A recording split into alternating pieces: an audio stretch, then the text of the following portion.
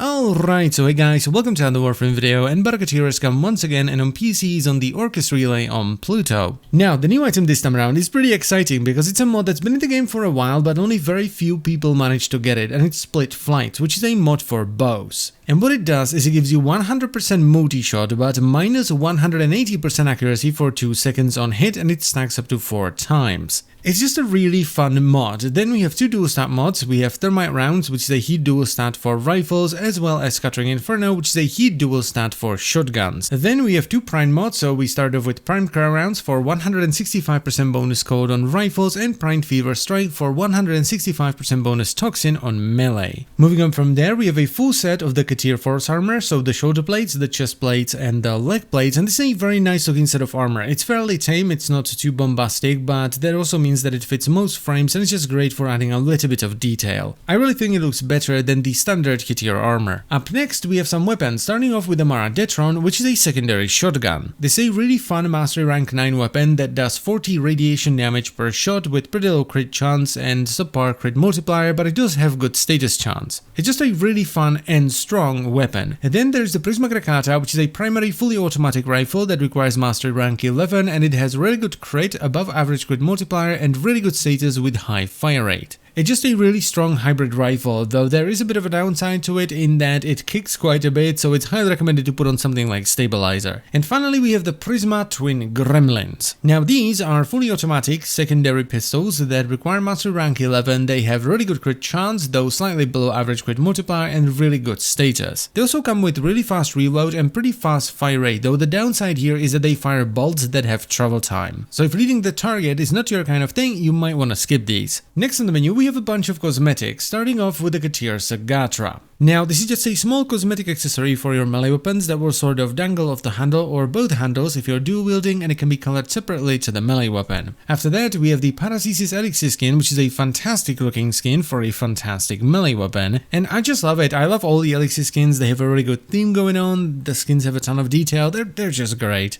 Up next we have another Elixir skin, but this time around for the Opticore, which also looks absolutely fantastic. I mean, look at it, what an absolutely awesome skin.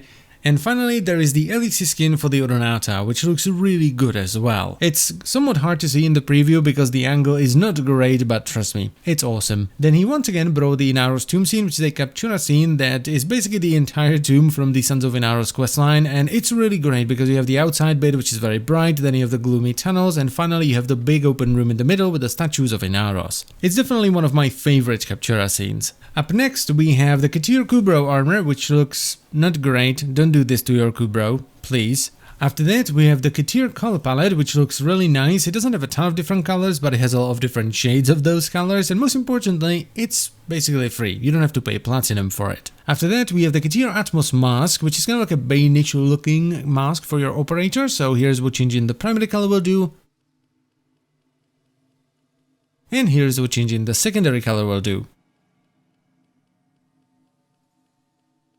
Then there are the Teer Fireworks, which is a consumable item that you can use from your gear wheel to annoy your teammates, after which we have the Tenno Kindred Rug, which is, well, a rug for your orbiter, and we're slowly nearing the end with two glyphs, the first one being the Prisma Lotus glyph and the second one being the Teer Tribute glyph. Both of these look pretty great and they're also pretty cheap. And the final item is as always the Sons of Inaros questline blueprint, which is the item you need if you want to get Inaros. Now as far as my recommendation is concerned, Primed Fever Strike is really strong, and so is Primed Cryo Rounds, but the mod I would probably recommend the most if you like bows, especially something like the Kuva Brahma, is Split Flight, because no other mod comes even close to doing what this one does. Then we have the dual stat mods, which I really wouldn't recommend if you're short on ducats, because you can either farm them from thermic arachnoids, which I most definitely would not recommend because the drop chance is terrible, but you can also get them from spy missions. And then there are also the weapons, and the one I would personally recommend the most is Detron, because I feel like it's just the most fun one, but it's also really strong at the same time. But then again, this is just my personal recommendation, so if you want to go for swag and cosmetics first, go right ahead. And that is pretty much it for Baro this week, so I thank you very much for watching. As always guys, I hope you've enjoyed the video, and I will see you on Monday. Bye bye.